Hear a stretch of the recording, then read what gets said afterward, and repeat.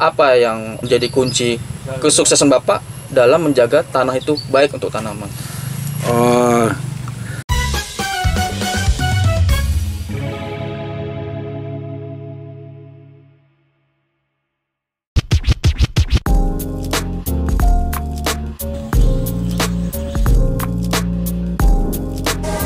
Oke Sobat Tani DGW, hari ini kita akan berbagi ilmu dan diskusi perihal tanaman tomat dalam tajuk ngopi ngobrol bareng petani.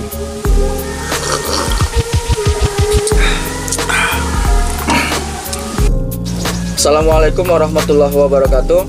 Halo Sobat Tani DGW yang ada di seluruh Indonesia.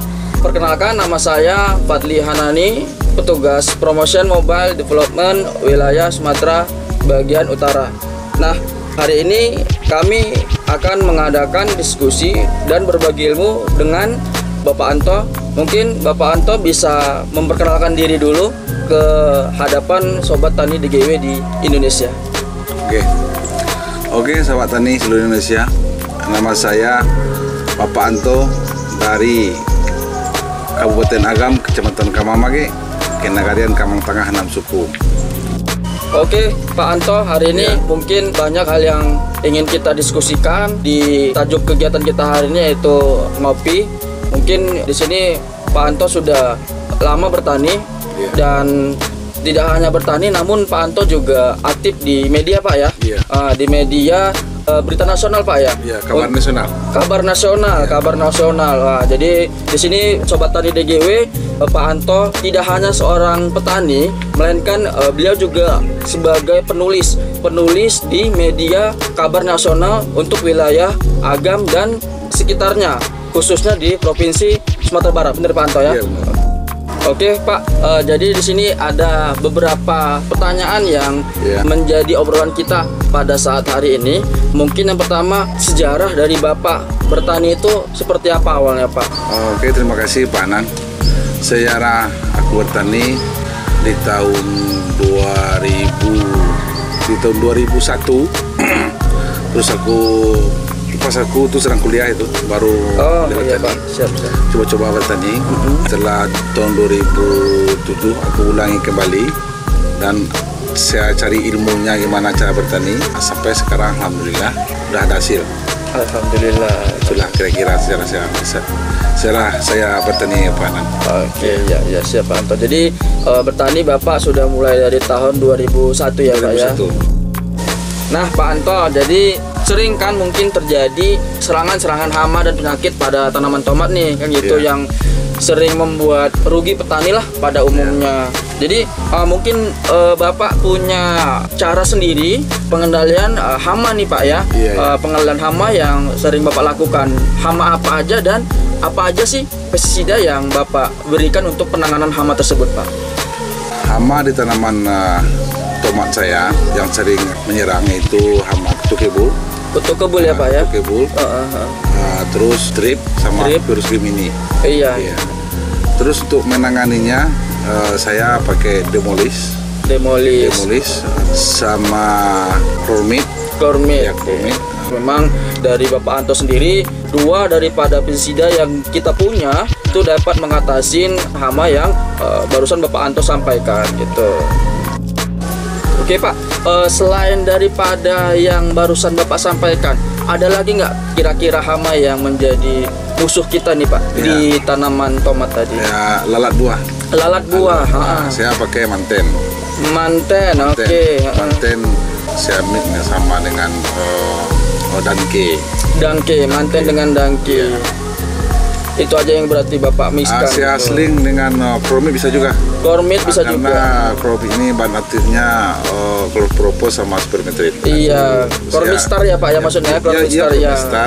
Saya selang-selingan. Bapak selang-seling. Ya. Oke, barusan tadi Bapak jelasin perihal hama ya Pak ya, yang ada pada tanaman tomat kan gitu. Perihal penyakitnya.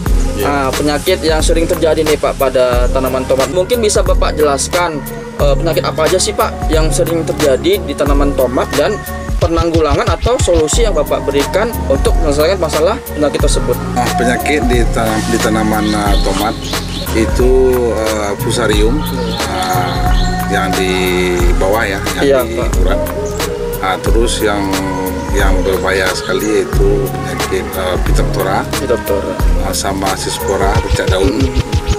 Untuk cara penanggulangannya bagi saya, kalau fusarium saya ambil benlok ya Pak ya. Benlok ini. Fusarium ya. Ya, benlok. Terus saya kocor langsung ke urat. Oh, dikocor berarti Bapak sistemnya. Ya, sistemnya dikocor. Mudah-mudahan bisa teratasi. Iya.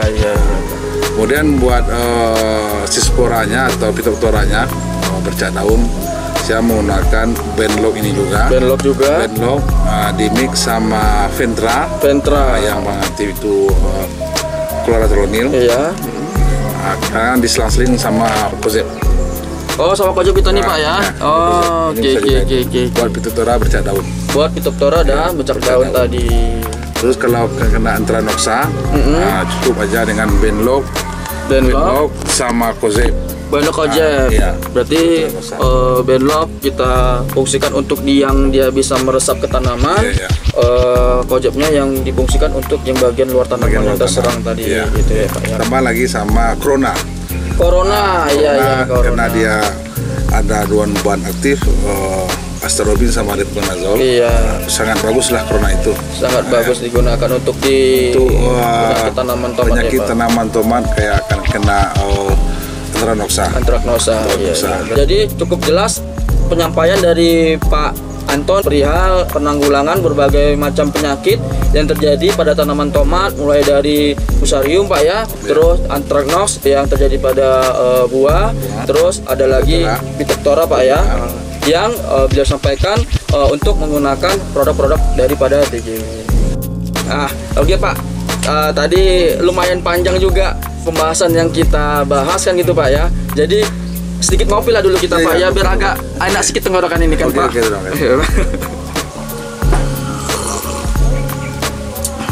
Jadi cukup menarik ini Pak, diskusi dan ilmu yang Bapak sampaikan pada hari ini. Oke Pak, dari beberapa pengalaman Bapak selama bertani kan gitu, otomatis kan tanah menjadi prioritas utama kan Pak, untuk sebagai fondasi awal menciptakan sebuah tanaman yang baik gitu. Itu kira-kira dari Bapak sendiri apa yang menjadi kunci kesuksesan Bapak dalam menjaga tanah itu baik untuk tanaman? Menjadi kunci saya menggunakan produk DGW kayak Defend ini. Defend ini pupuk ekstra rumput laut yang dapat dilarutkan pupuk organik padat. Jadi keunggulan Defend ini tanaman setelah habis tanaman kedua lah, kita pengolahan yang kedua kita harus pakai ini supaya untuk mengurangi asam tanah dan mengembalikan unsur hara tanah kembali. Dan ada pupuk-pupuk yang tidak terserap, dia bisa mengaktifkan kembali Defend ini. Itulah rahasianya. Jadi nggak ada istilahnya harus penambah pupuk kandang yang banyak, sebenarnya cukup dengan Defend ini aja. Iya. Berarti kesimpulannya tuh Pak, Defend ini dia bisa membongkar kembali pupuk-pupuk yang sulit untuk diserap tanaman ya Pak ya. Untuk pengaplikasiannya Pak, Defend ini seperti apa aja sih cara-cara Bapak untuk mengaplikasikan? Caranya di spray aja. Spray aja. Spray ya, sebelum tutup musa. Oke. Jadi penggunaannya itu Sobat Tani DGW Defend yang dilakukan oleh Pak Anto, spray di permukaan tanah yang dimana sebelum aktivitas penutupan musa itu dilakukan, gitu Pak ya. Iya gitu.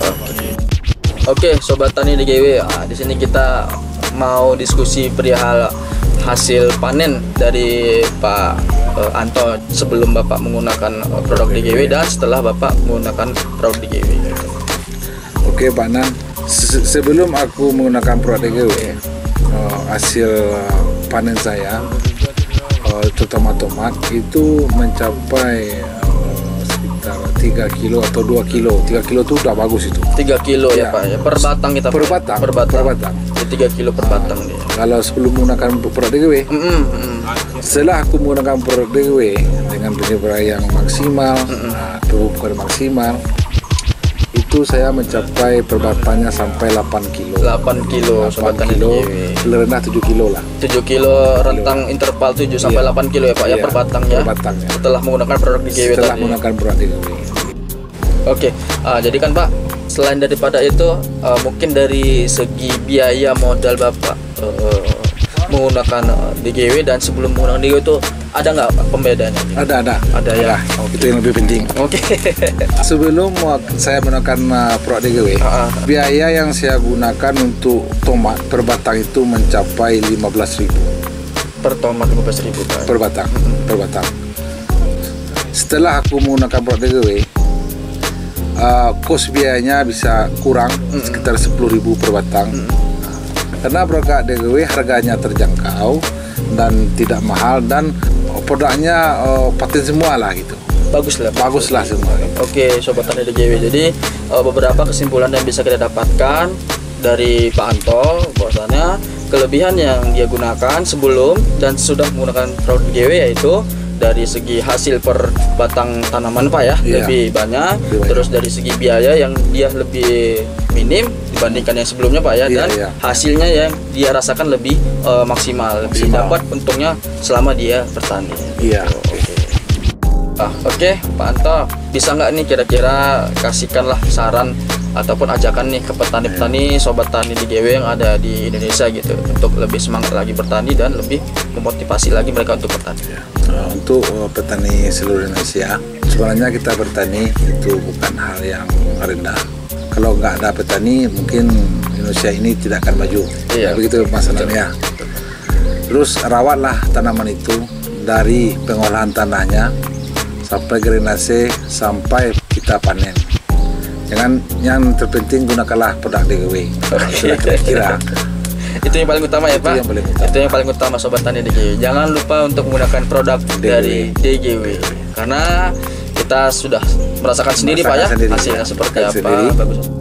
Oke, Sobat Tani andalan DGW, barusan tadi kita closing statement ataupun kata-kata menutup dari narasumber kita, Pak Anto, merupakan petani andalan DGW dari Kecamatan Kamangwage, Kabupaten Agam, Sumatera Barat. Dan jangan lupa untuk teman-teman Sobat Tani andalan DGW untuk terus pantengin YouTube-nya Dharma Gunawibawa agar kita lebih semangat untuk membuat konten-konten terbaik dan edukasi yang bisa kita sampaikan informasinya kepada Sobat Tani DGW yang ada di seluruh Indonesia.